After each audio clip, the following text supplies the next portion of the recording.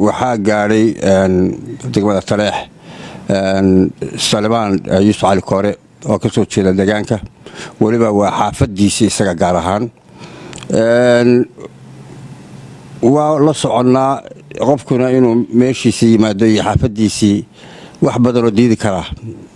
ma aan jiraan waana arkay isagoo xoogaa inama ah oo maleeshiyada aan maray qoyskiisa yihiin xoogaa sawir lagu qabanayo leeyahay ciidankii Puntland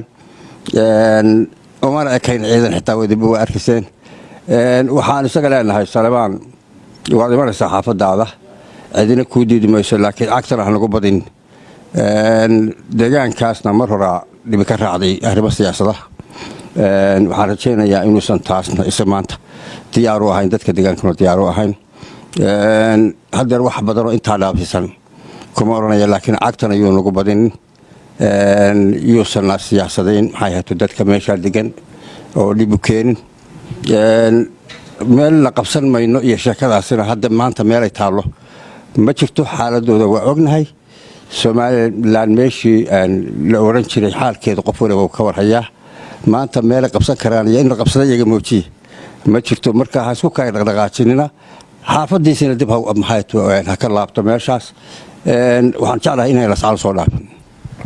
wasiir ma waxaad beeninaysaa ciidamada Salmaan Cali Koore ee Puntland ka tirsan yihiin oo nagu soo wareegay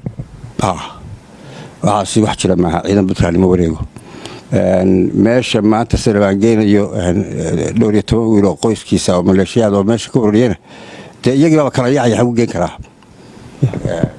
Salmaan Cali Koore wuxuu sheegay shirkadda shirkadda ku sheegay inaanay xataa siyaasiyiinta Puntland jooga ee deegaanka uu ka soo jeeday isagoo aad ka mid tahay ka soo jeeda inaanay xataa hadli karin oo sida uu sheegay inay iyagu Hargeysa markay joogaan ay hadlaan oo hanjabaan laakiin idu ka hadli karin arintaas ma beeninaysaa anagu haddaan hadalno xikmad baan ku hadalnaa iskama hadalno iyagu waxay doonaan ku hadleen anagu marka aan afka kala qaadno waxbaan sheegaynaa macna samayn karaa laakiin de waxaan had lahayn ma wada tirsan karo intaas ka baxaya taas hadda waxaad noo sheegtay intii aan waraysiga diyaarinay inaad doonayso inaad arrimo kale ka hadasho oo dabcan ay ka mid tahay inaad la hadasho dadka Puntland maxaa ku soo beegay inaad si khaas ah dadka Puntland ula hadasho waxaan ula hadli lahaa wali waxa ii muuqda shakhsiyan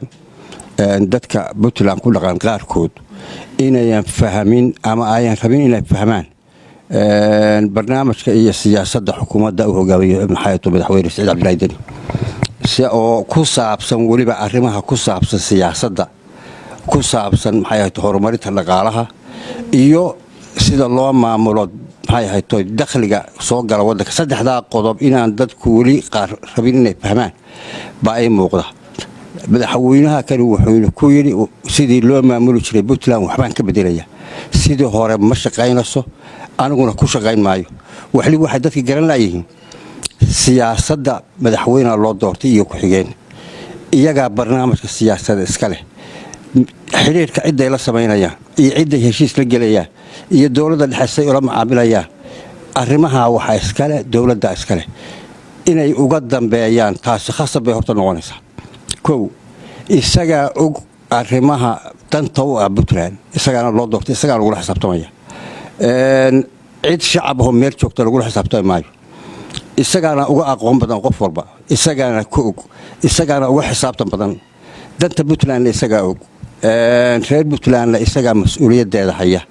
madaxweynaha barnaamijkiisa siyaasadeed ee ku aadan dawladda dhexe sidoo la macaamilayo iyo dawladaha uu wax la qabsanayo heshiisyada la gelayo halaga daayo anjarafaynta iyo hadalka xun taas waa qaybta xagga siyaasadda qaybta horumarinta dhaqaalaha madaxweynahan wuxuu yiri xagga infrastructure marka la eego inagu dhaqaale aan wax ku maal gashano oo jidad ku samaysano ama ku samaysano muxuu ahaa airport ama dekada ku samaysano inagu ma haysano cid maal gelisaan raadinaya heshiisna waan la gelayaa wixii iyaala dhaqaalahooda ay gashanayaan inana waynu manaafacadsanaynaa waxa inoo haraya hantiduna inaga inoo haraysa adeerow arrimahaas looga dambeeyay madaxweynaha anjarafaynta iyo hadalka xunna hal iska daayo gobolada Puntland waxa ugu dib dhacsan oo ugu xun goboladan waan ka soo jeedo wali dhowr iyo 10 sannadood kelmadaha aan ka maqlayay Puntland gobolada qaarkeed weli xitaa kuwaas weligood ma oran afkooda taas kama soo bixin dal baa nala ka iibsanayaa afkooda kama soo bixin wax kale ha yiraahdeen arrimaha ku saabsan dakhliga iyo dhaqaalaha haddii si kale loo maamuli jiray madaxweynaha wuxuu yiri danti inta ina ka dhaxaysa baan ku maamulayaa wixii soo gala qof shakhsi iyo jifo iyo qabiil iyo oday aan gaar wax u siinayaa ma jiro mushaharkaan ku bixinayaa hawlaha dawliga baan ku bixinayaa weli intaas dadka qaar ba istiidsiinaya meeshay arrimo kaga socdaanna waa fahmayna arrimaha reer Puntland aqliga dib hay isugu celiyeen aka tanaasuleen arrimaha wasiir halka aad la socotay arrimaha kaga socdaan ma cadeyn karaysaa waa loo yahay dawladda dhexe nimanka isku magacaaba nolol iyo maxay ahayd wixii dib bay ka wadaan gobolada taas waa cadaan wax khaldan baa dadka loo sheegayaa wax khaldan baa la gelinayaa odayaasha waxbaa la siraya reer Puntland iska ilaaliya sida tan uma aydan shaqayn jirin laakiin sanadka waxba in ka waaran wasiir wala oran karaa dadkii waxaad u diidaysaan inay xorriyatul qowlkii inay dadkii hadlaan inkoo markaas uga dhigaya ama difaac ka dhigaya in ay dowladda dhexe la shaqeynayaan maya madaxweynuhu ma oran in dowladda dhexe ma rabo lana shaqeyn maayo ma oran laakiin xisaabtanka iyo gorgortanka iyo meesha la iska tooganaya isaga iyo waxa la isku hayo xagga waxaa maxaa xorriyatu qowlka dadku way hadli karaan taa cilmadiidiisu cabashana waa la caban karaa dalka sida loo hogaaminayo talo waa ka soo bixin karaa laakiin channels iyo dhul ay marto iyo say martay u leedahay lama ogolaan karo qof yiraahdo madaxweyne dhul iga iibsanaya muxuu ka rabaya airport iga iibsanaya ama dekada iga iibsanaya maxay tahay arrintaas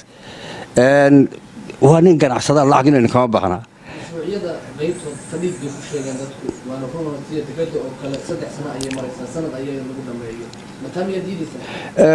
madaxweyne mas'uul wuxuu ka yahay intii isugu xilka hayay intii hore mas'uulka maaha waan ognahay waa runta